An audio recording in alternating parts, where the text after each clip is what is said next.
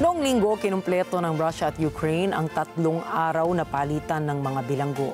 Bawat panig ay nakipagpalit ng 300 at 3 bihag. Alamin natin ang karagdagang detalye mula kay Leslie Gumarang. Ang kasunduang magpalitan ng 1,000 mga bilanggo ay ang tanging konkretong hakbang tungo sa kapayapaan mula sa kauna-unahang direct talk sa pagitan ng Ukraine at Russia matapos nitong hindi magkasundo ukol sa ceasefire. Daan-daang libong sundalo ang pinaniniwala ang sugatan o patay na sa pinakamasaklap na labanan sa Europa mula noong World War II. 10,000 Ukrainian civilians ang namatay rin sa ilalim ng pag-atake ng puwersa ng Russia sa mga lungsod ng Ukraine. Noong Biyernes, sinabi ng Ukraine na handa itong simulan na ang 30 araw na tigil putukan.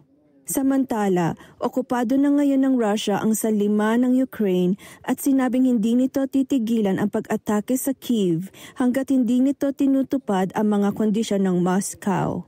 Leslie Gumarang para sa Mata ng Agila International, Trusted, Connected, On Point.